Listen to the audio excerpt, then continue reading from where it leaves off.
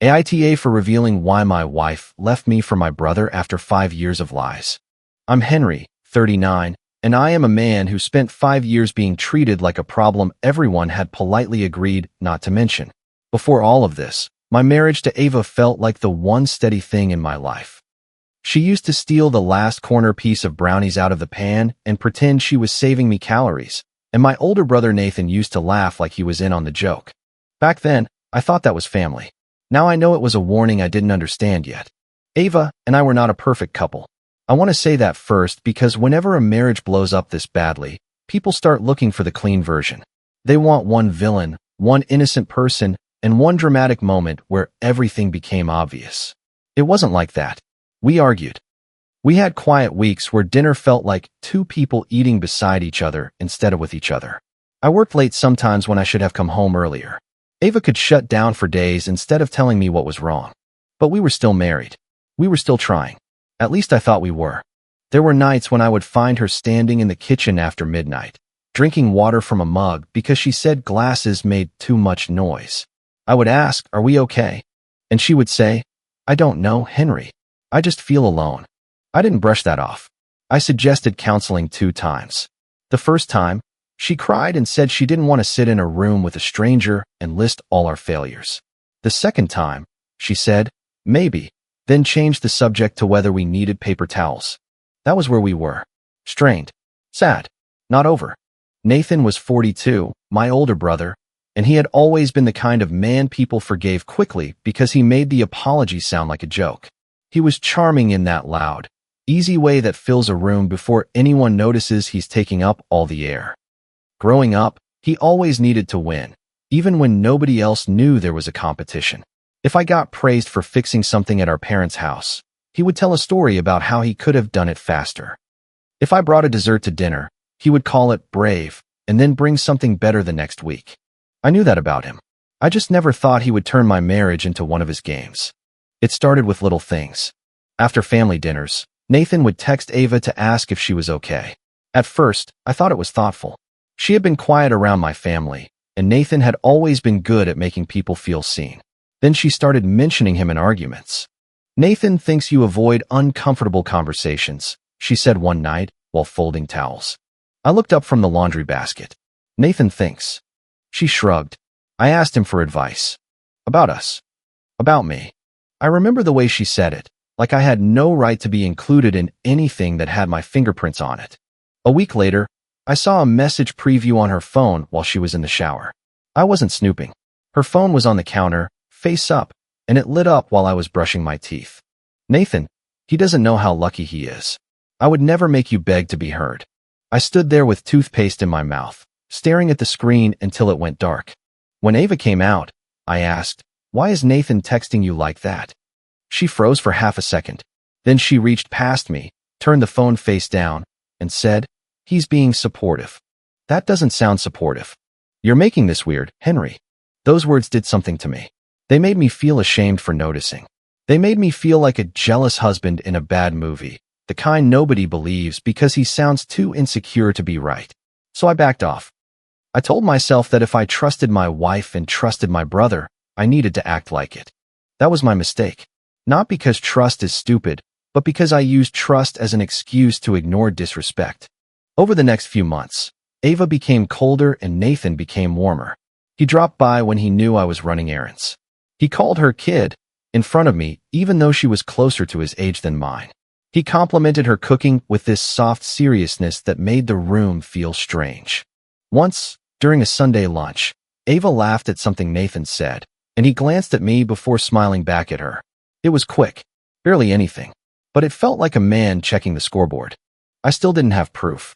What I had was a sick feeling and a wife who got angry every time I tried to name it. Then one Thursday evening, Ava came home with red eyes and a calm voice. She put her keys in the little bowl by the door and said, "I can't do this anymore."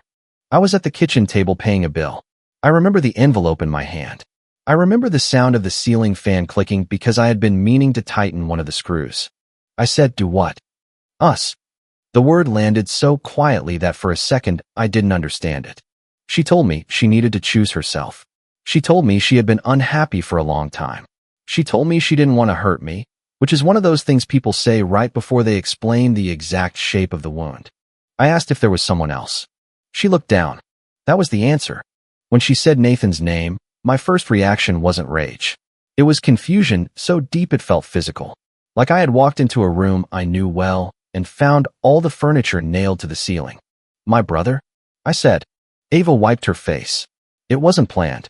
I laughed once. Not because it was funny. Because my body didn't know what else to do. She moved out within a week. Nathan waited exactly 2 days after that to call me.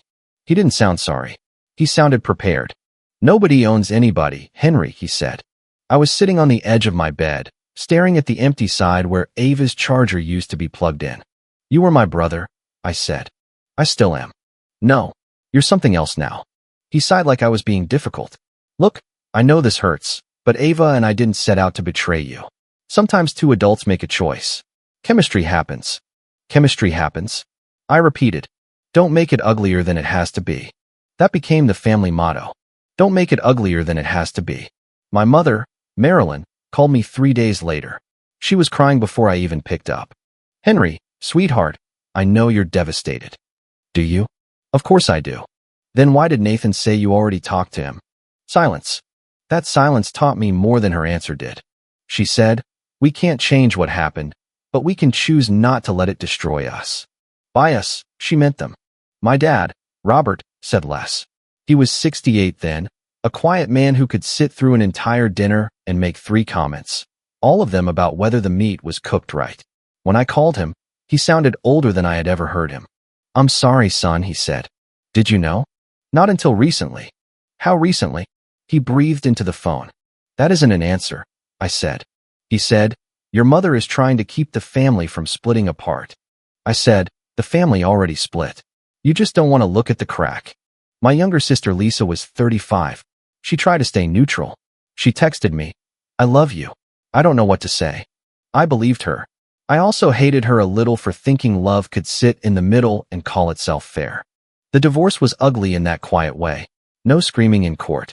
No dramatic public scene. Just emails, signatures, boxes, separate accounts, and the slow humiliation of realizing the person who had promised to build a life with me was now building a new version of the story with my brother. Ava and Nathan didn't wait long to become official. They framed it as painful but meaningful. Their version was that my marriage had already been emotionally dead, that Ava and Nathan had found each other during a hard time, and that nobody meant for anyone to get hurt. I became the bitter ex-husband who couldn't accept reality. At Thanksgiving that year, my mother called and asked me to come. Nathan and Ava will be there, she said in the careful voice people use when they're placing a glass too close to the edge of a table. But I really think it would be healing. Healing for who? For everyone. Mom, my ex-wife is coming to Thanksgiving with my brother. Henry, please. They're married now. They weren't married yet. They were engaged. But in her mind, the betrayal had already been converted into a fact nobody was allowed to challenge. I didn't go. The family group chat became a museum of things I was expected to survive quietly. Pictures of Sunday dinners. Heart emojis. My mother writing, missed you tonight, under photos where Nathan had his arm around Ava. Holiday cards where they stood beside my parents like nothing had been rearranged except the seating chart. When I said it hurt, I was told I was holding on. When I stayed away, I was told I was punishing everyone. When I snapped once during a call and told my mother she had traded her son for a peaceful table, she cried so hard that 3 relatives texted me to say I had gone too far. I wasn't graceful every day. I want to be honest about that. I drafted ugly messages and deleted most of them. I drank too much one night and called Nathan a parasite on voicemail. I once told Ava that I hoped she woke up one day and understood what kind of man she had chosen. I'm not proud of all of it. But I didn't threaten them. I didn't stalk them. I didn't post about them online. I didn't show up at their house or call their jobs or try to make their lives explode. I survived. And while I survived, I saved everything. At first, it wasn't about revenge. It was about staying sane. I made a folder. A real one, not just a file on my computer. Gray, with tabs. I printed texts, emails, screenshots, the first counseling message I sent Ava, and the email from a lawyer confirming I had only asked about separation terms after Ava had already moved out.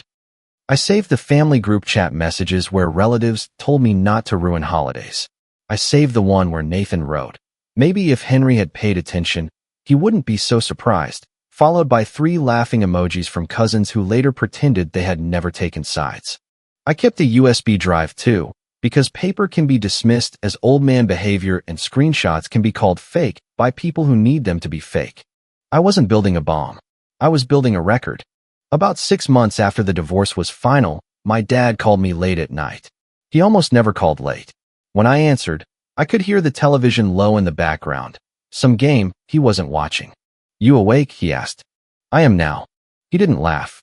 For a while, neither of us said much. Then he said, "Your brother is not who he pretends to be when he wins." I sat up in bed. "What does that mean?" He cleared his throat. "It means I should have handled things differently." "What did Nathan tell you?" "Henry, what did he tell you?" Another long silence. Then he said, "I don't want to make things worse." I remember closing my eyes. "Dad, things are already worse. You just don't want to be the person who says why." He hung up after telling me he loved me. I stared at the phone for a long time, angry enough to shake. The next morning, there was a message from him. "I am sorry. I am not ready." I saved that too. 5 years passed like that. Not cleanly. Not peacefully. Just one day after another until the sharp edges became easier to carry. I built a quieter life. I stopped checking Ava's social media. I muted the family chat except for direct mentions. I learned to go grocery shopping on Sunday afternoons because that used to be when my family had dinner and I needed something normal to do with my hands. Nathan and Ava became the couple everyone reluctantly accepted, then openly accepted, then defended because defending them was easier than admitting what their acceptance had cost. They smiled in photos. They brought dessert. They used words like journey and growth. Ava got very good at looking gently wounded whenever my name came up. They didn't just move on. They moved into my old place in the story. Then, on a Wednesday afternoon, the family group chat lit up. "Marilyn, Sunday dinner at 6. No drama, please. I mean it. It has been too long." A little heart emoji. A fork and knife emoji. My aunt replied with a casserole joke. Lisa sent a thumbs up. Then Nathan wrote, "We'll bring dessert. Promise not to steal all the brownies this time." Ava followed with, "Looking forward to seeing everyone. Hoping for a peaceful night." I stared at that screen until it dimmed. The brownie joke wasn't an accident. Nathan knew exactly what it meant. Ava knew too. It was one of those tiny knives people use because if you complain, you look ridiculous for bleeding. I almost ignored the invite. My thumb hovered over the mute button, and I could already hear my mother's voice in my head. "Henry, please. Not everything is about the past." Then Lisa texted me privately. "Are you actually coming? Just checking." I typed why. 3 dots appeared, disappeared, appeared again. She wrote, "Because this feels weird, and I don't want you walking into something blind." I sat there for a while. Then I went to the closet, pulled out the gray folder, and put it on my kitchen table. I didn't sleep much Saturday night. I didn't rehearse a speech. I didn't imagine throwing papers into the air like some courtroom scene. I just went through the folder one more time, checked the tabs, and put it in my car the next afternoon. I told myself I wouldn't bring it inside unless they forced the issue. I wasn't going there to start a fire. I was done being the only one afraid of smoke. My parents' house smelled like roast chicken, garlic bread, and the lemon cleaner my mother used whenever she wanted people to think everything was under control. There were too many side dishes on the counter, because Marilyn cooked like volume could smother tension. Green beans, mashed potatoes, a casserole I recognized from childhood, a salad nobody would touch, a pie cooling beside the sink. When I walked in, the conversation got cheerful in that stiff way that means everyone had been talking about you 5 seconds earlier. My mother hugged me too tightly. "I'm so glad you're here." "Hi, Mom." She pulled back and searched my face like she was checking for weather. "We're all adults tonight, okay? I came for dinner." "Good," she said quickly. "Good." Lisa was by the fridge, twisting the cap on a bottle of iced tea. She gave me a small look that said she was sorry before anything had even happened. Dad sat at the table already, hands around a glass he hadn't drunk from. He looked tired. Older than 68 should have looked. When our eyes met, he nodded once. Then Nathan came in from the back room, with Ava beside him.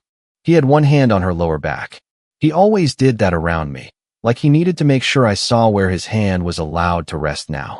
Ava wore a soft sweater and a careful smile. Henry, she said. It's good to see you. Really? Hello, Ava. Nathan grinned. Come on, man. You can do better than that. It's been 5 years. Hello, Nathan.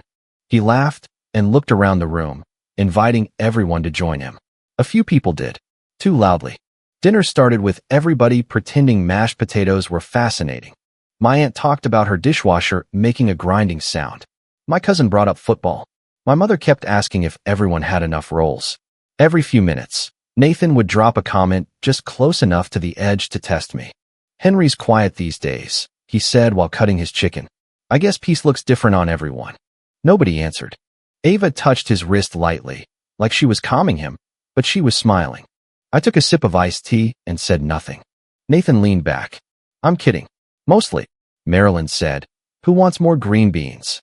Lisa muttered, Mom. What? I made too many. Ava turned toward me with the expression of someone about to say something compassionate in a way that would make her look generous.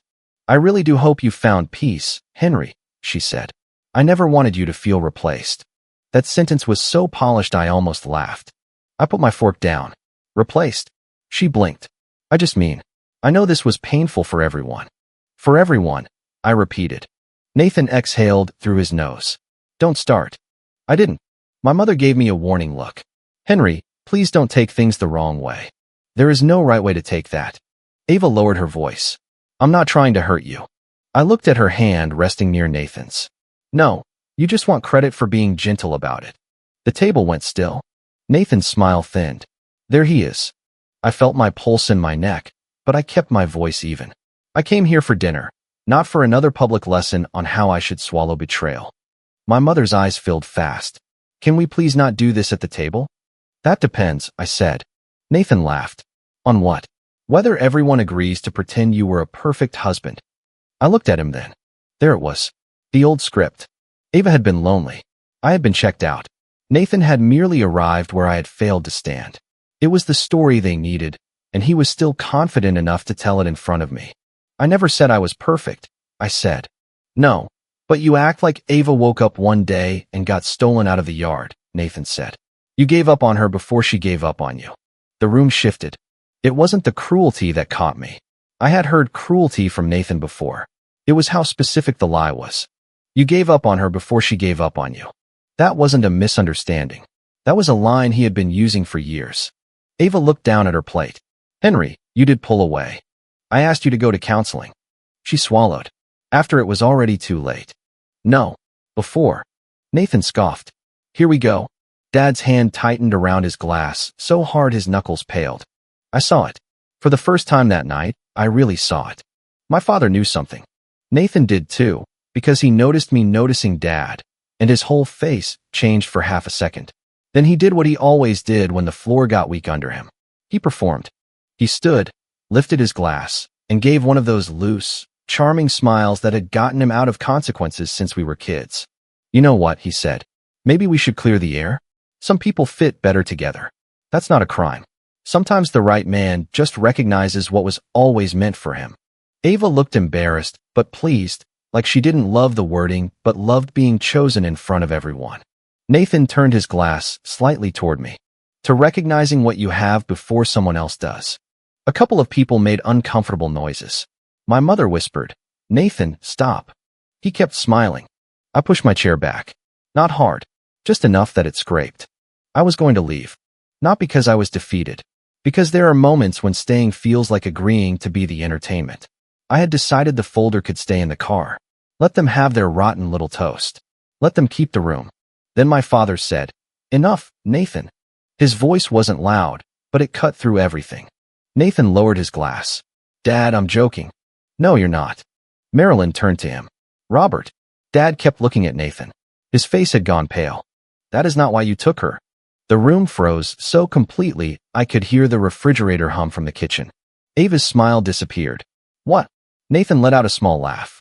What are you talking about? Dad stood slowly, one hand on the table. You didn't recognize anything, he said. You wanted to beat your brother. Nobody moved. My mother said his name again, softer this time. Not warning. Begging. Nathan's mouth opened, then closed. I was still half standing by my chair. Ava looked from Dad to Nathan. What does that mean? Nathan set his glass down. It means Dad is being dramatic. Dad shook his head. You told me yourself. The air changed. It was no longer awkward. It was dangerous. Ava pulled her hand away from Nathan's. Nathan. He turned on her fast. Don't look at me like that. He's twisting something from years ago. I haven't said what you told me yet, Dad said. That was when I walked out. Not out of the house. Out to my car. Nobody followed me. Maybe they thought I was leaving. Maybe they were too stunned to move. I opened the passenger door, picked up the gray folder, and stood for 1 second in the driveway with the cool evening air on my face. My hands were steady. That surprised me more than anything. When I came back inside, they were still at the table. Nathan was talking quickly now, his voice higher than usual. That always had a thing about me, and now suddenly everyone is going to take his side because he stayed sad longer? I placed the folder on the table between the potatoes and the untouched salad. The sound it made wasn't dramatic, just cardboard against wood. If I'm the bitter one, I said, then let's stop telling half the story. Nathan stared at the folder, then laughed like he was relieved. You brought props. No. Dates. Ava's eyes were fixed on the tabs. My mother looked horrified. Henry, please, not tonight. I looked at her. Tonight is the first time any of you let the truth breathe for more than 10 seconds. Lisa stepped away from the counter. Mom, he didn't start this. That was the first time anyone in my family had said those words out loud. Nathan pointed at the folder. This is insane. You kept a folder on us for 5 years? That's sick. I opened it. No private photos. No intimate details. No threats. No drama. Just what people said, when they said it, and what they later pretended they hadn't. I pulled out the first page and placed it on the table. My voice was calm. Too calm, maybe, but I had carried these papers long enough to know them better than I knew some people in that room. This is a text from me to Ava on March 8th. I wrote, I found 2 counselors who have openings next week. I don't want us to keep guessing at each other's pain.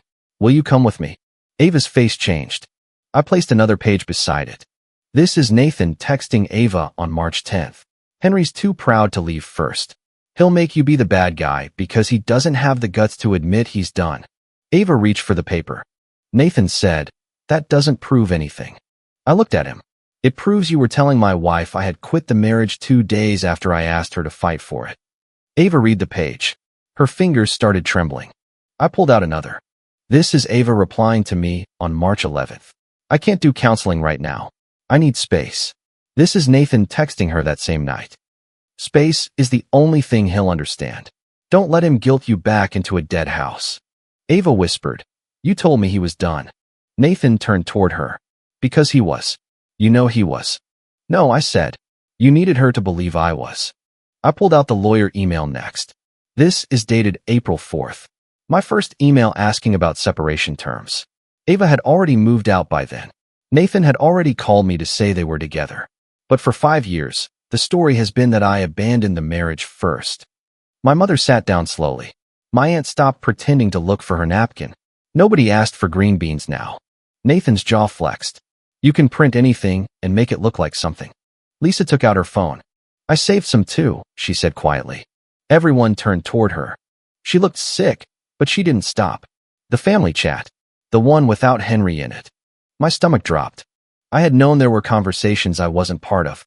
Of course I had. But hearing it still felt like stepping through a floorboard. Lisa's voice shook. Nathan, you wrote. He'll either get over it or make himself look crazy. And then, a week later, when Mom asked if we should invite Henry to dinner, you wrote, only if he can sit across from my wife without acting like I stole his favorite toy. Ava flinched. Nathan snapped. Why the hell would you save that? Lisa looked at me, not him, because none of this ever sat right with me. Marilyn covered her mouth. I said, you knew about that chat? She didn't answer. Mom. Her eyes were wet. I didn't read all of it. But enough. She started crying. I was trying to keep the family together. I laughed once, very softly. You kept the table together by making me eat alone. Dad closed his eyes. Nathan slammed his palm on the table, making the silverware jump. This is ridiculous. I am not going to sit here and be put on trial by a man who kept a scrapbook because his wife left him. Ava's head snapped up. Don't call it that. Nathan looked at her like she had betrayed him. Are you serious right now? She held up the printed text. You told me Henry was planning to leave me. I said what I saw. No, she said, voice rising. You told me he was staying out of pity. You told me he had checked out. You told me I was embarrassing myself by trying to fix something he had already abandoned. And you believed me because it felt true, Nathan shot back. That landed hard, because it was partly true. Ava had cheated. She had lied. She had chosen to let my brother become the place she went instead of turning back toward me. Nathan might have manipulated her, but he hadn't hypnotized her. The guilt on her face looked real, but it wasn't innocence. She looked at me, and for the first time in 5 years, she didn't look like a woman waiting for me to be angry so she could feel justified. I thought you were already done with me, she said. I know, I said. You helped to make that easier to believe. Her face crumpled. Nathan pointed at me. There. That's what he does. He makes everything sound calm, so everyone thinks he's reasonable. But he wanted this. He wanted to embarrass us. I said no. I wanted to be left alone with the truth. You wanted a toast. Dad reached into the pocket of his cardigan. It was such a small, old man motion that nobody noticed at first. Then he pulled out an envelope, folded in half at the edges like it had been handled many times. My mother whispered, Robert, don't. Dad looked at her. I should have done this years ago. He opened the envelope and took out a handwritten page. Nathan went still. Dad's voice shook as he read. May 17th. Nathan came by after Henry refused Thanksgiving. He was angry, said Henry was making everyone choose sides. I told him he had done this to himself. Nathan said, maybe he needed to finally lose something that mattered. He always got to be the decent one. Ava made a sound I had never heard from her before. Dad swallowed and kept reading. I asked him if he loved Ava. He said, I don't know what it was at first. I just knew she looked at him like he had something I didn't, and I wanted him to feel what it was like to watch someone else take it. Nathan stood so fast his chair hit the wall behind him. That is not what I meant. Dad lowered the paper. It is what you said. You wrote it down like some kind of evidence? Dad's eyes filled. I wrote it down because I knew one day I might be too ashamed to say it out loud. For a moment, Nathan didn't have a face I recognized. Not charming. Not smug. Just exposed. Then he did what exposed people do when they still think anger can be armor. He turned on everyone. So that's it. Henry brings his little folder, Dad brings his diary, Lisa plays spy, and suddenly I'm the monster? Ava was miserable. He was cold. Everyone knew it. I was lonely, Ava said, her voice small. That didn't give you the right to lie to me. Nathan laughed at her. You lied too. I know, she said, and tears spilled down her cheeks. I cheated. I know that. But you made me think he had already left me. He stared at her like her guilt annoyed him. Don't do this dramatic thing, he said. That finished something in her. I could see it. Not because she suddenly loved me again. Not because she was innocent. But because the man beside her had just treated her pain like bad manners in front of witnesses. Lisa stepped closer to the table and placed her phone down with the screen open. There's more, she said. Screenshots. Dates. Mom telling Henry to come to dinners after Nathan mocked him in the other chat. People telling Henry he was bitter when they knew Nathan was making jokes. My aunt whispered, I didn't know all of that. I believed her. Mostly. But not enough for it to matter. My mother was crying openly now. Henry, I am so sorry. I looked at her, and the strange thing was, I didn't feel the satisfaction I expected. I had imagined, in weak moments, that an apology from my mother would feel like water after years in a desert. It didn't. It felt like someone handing me a blanket after the house had already burned. You were trying to keep the family together, I said. She nodded quickly, desperate for that to be understood. Yes, I was.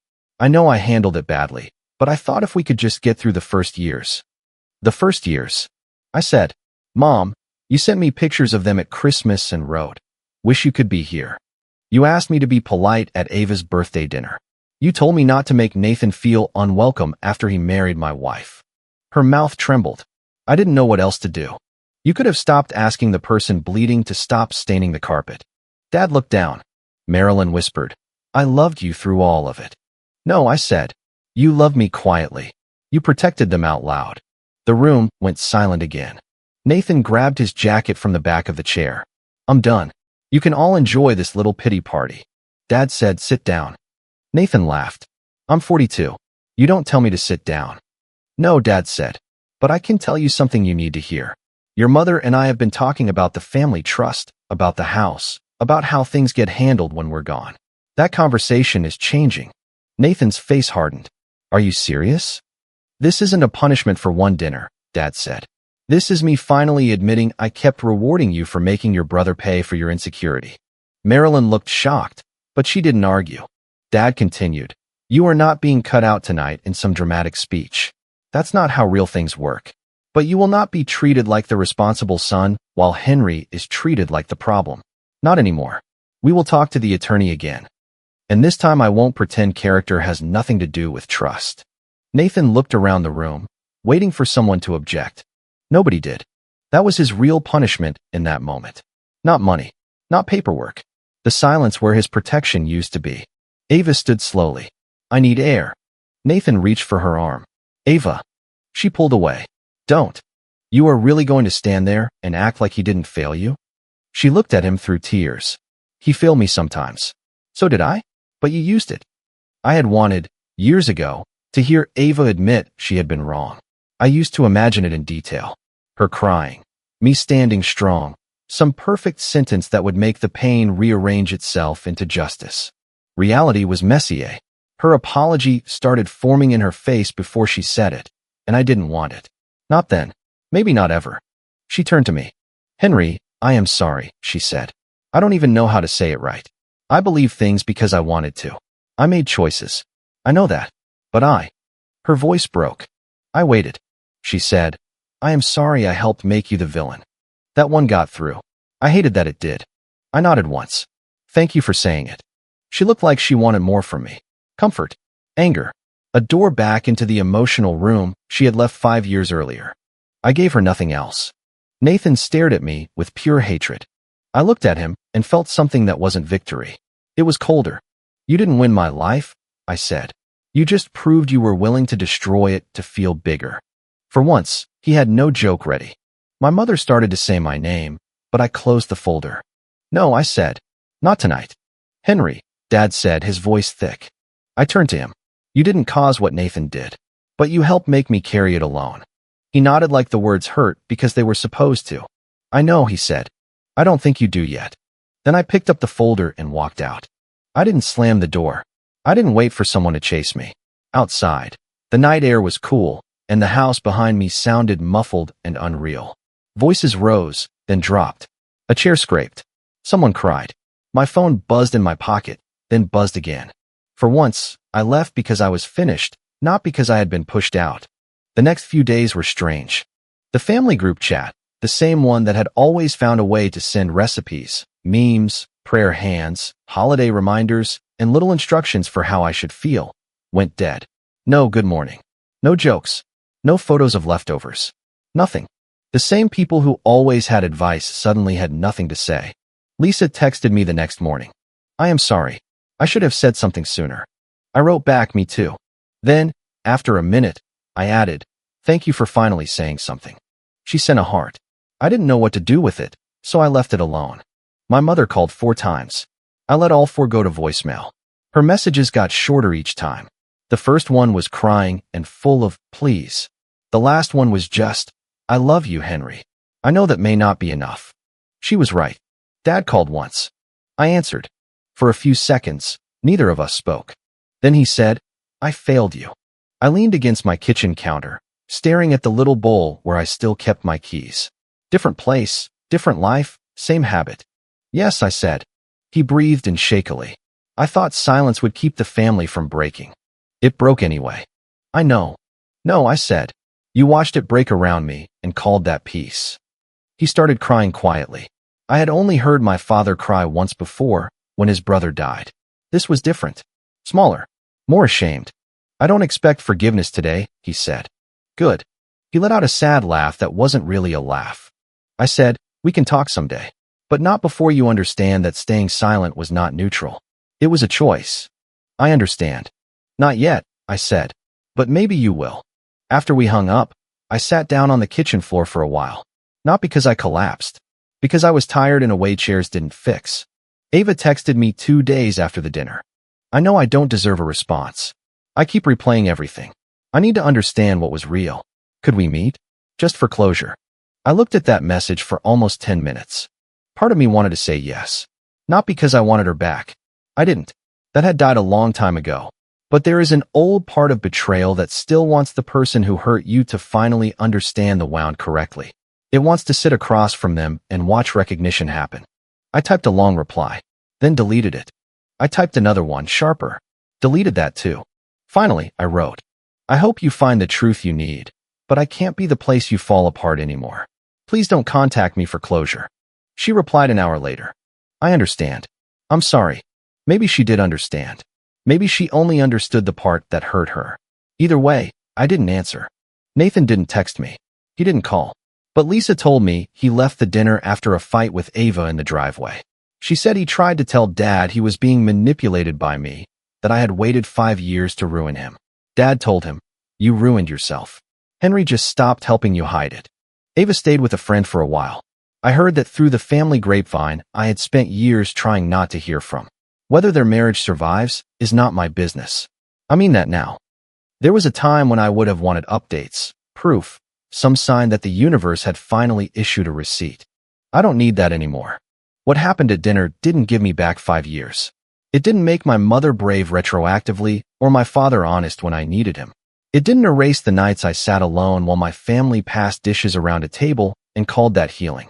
It also didn't turn me into a saint. I brought the folder. I knew what it could do. I had it ready because part of me always believed the day would come when their version of the story got too heavy to let stand. I didn't expose them by accident. I didn't stumble into the truth with clean hands and a surprised face. But I didn't create the lie. I didn't make Nathan toast to humiliating me. I didn't make Ava perform peace while standing on top of what she helped bury. I didn't make my family spend 5 years asking me to be smaller so the people who hurt me could feel comfortable taking up space. All I did was stop being the only person paying for the silence. A week after the dinner, I took the gray folder out of my car and put it back in the closet. Not because I regretted using it, because I didn't want it riding beside me anymore like a passenger. The folder is still there. I may need it again. Families are good at trying to sand sharp truths down into something easier to hold. But something has changed. When my mother eventually leaves a voicemail saying she hopes we can all sit down and talk, I no longer feel the old pressure to make it easy for her. When Lisa texts to ask how I am doing, I answer honestly instead of making a joke. When Dad says he wants to earn a conversation, I let him try without promising him the ending he wants. And when I think of Nathan and Ava now, I don't picture them winning. I picture a dinner table after the laughter stopped. Ava holding the printed messages with shaking hands. Nathan looking around for backup and finding empty air. My father finally saying the thing he should have said years earlier. I didn't get back what I lost. I got back the right to say what happened without lowering my voice. If you like the stories, don't forget to leave a comment and support the channel by subscribing. See you in the upcoming stories.